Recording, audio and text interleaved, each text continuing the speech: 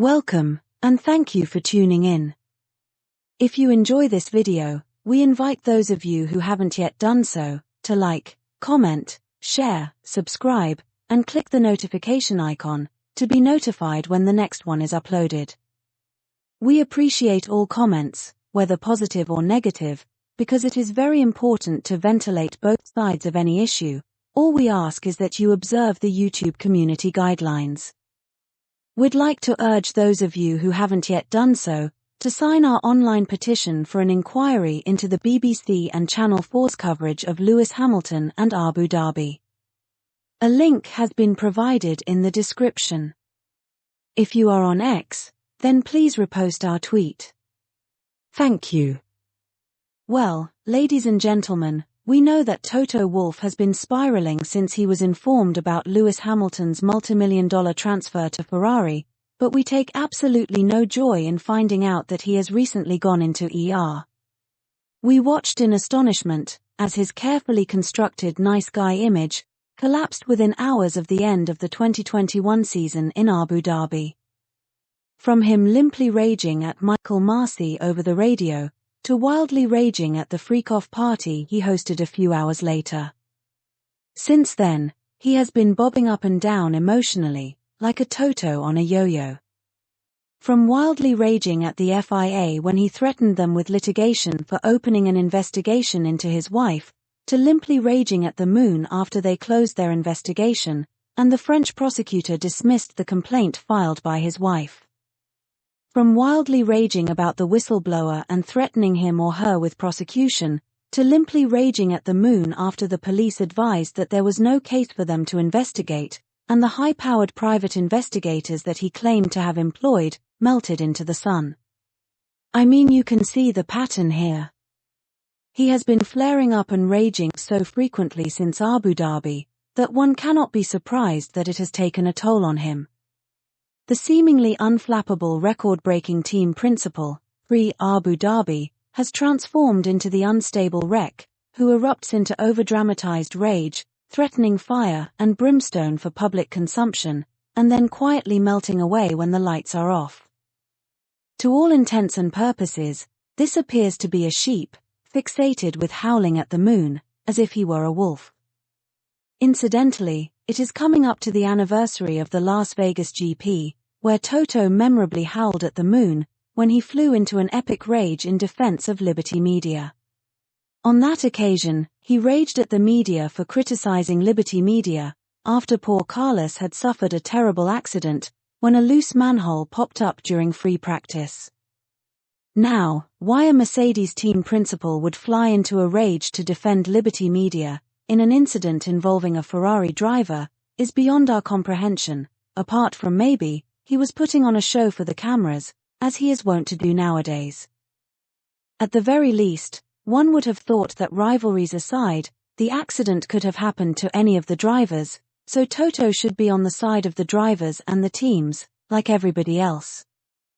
But alas, instead of shepherding the flock in Vegas, Toto flew into a rage as he chose to run with the wolves. Unfortunately, instead of recoiling in fear, the world mocked Toto for his overly dramatized rage. Sadly, these exaggerated eruptions and counterintuitive reactions have come to define Toto post-Abu Dhabi 2021, so it's not surprising that he should crack on the eve of the Las Vegas GP. His epic rage at Vegas last year suggested some deeply buried resentment of Ferrari, or a craven desire to cozy up to John Malone. Either way, the fear that the GOAT that he had ill-treated could possibly claim his world record-beating 8th title with Ferrari next season could just have pushed him over the edge. The pressure from thinking that by the time Las Vegas 2025 comes around, Sir Lewis could have surpassed Michael Schumacher in a Ferrari no less, could have triggered Toto beyond control. Mercedes could have got rid of Sir Lewis at any point during his time with them, to prevent him from surpassing Michael's record, but they were trapped by the fear that he could continue winning in a competitor's car.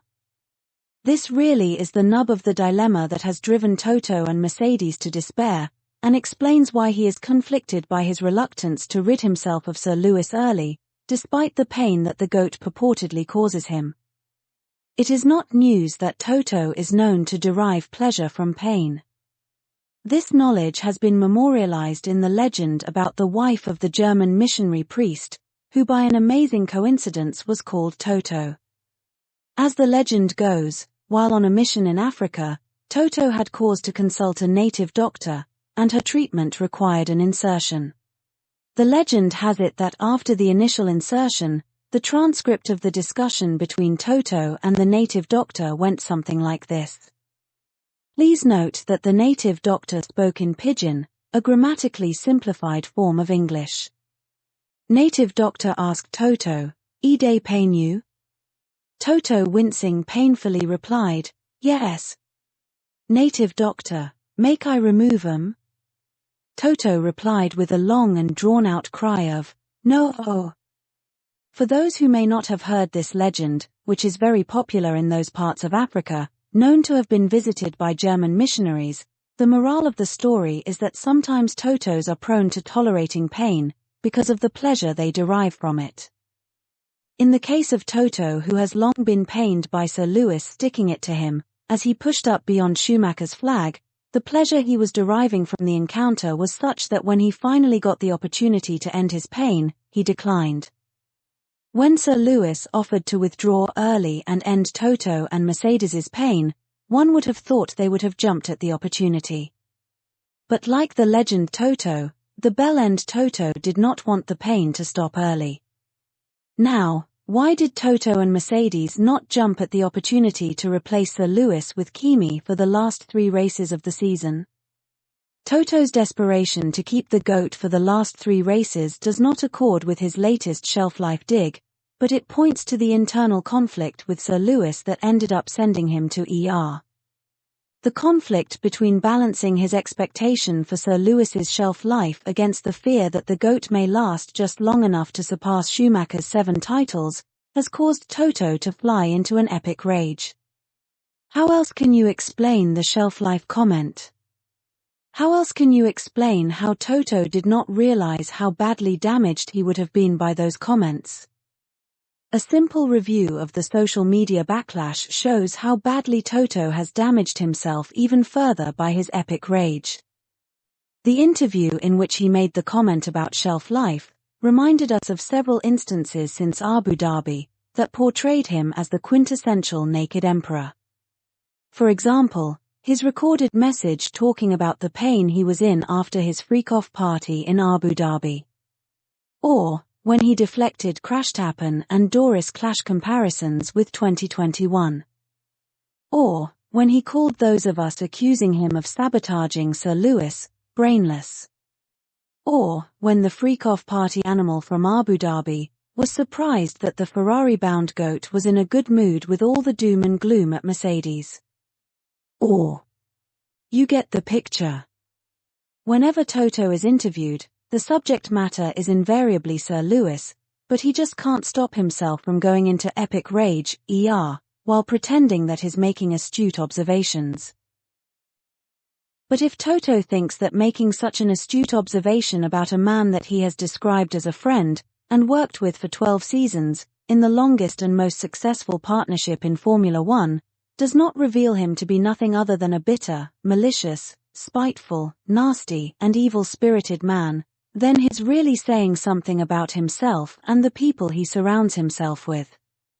In our next video, we will go into more detail about the interview during which Toto went into an epic rage, as he made his astute observations about shelf life and other disparaging comments. Forza Ferrari.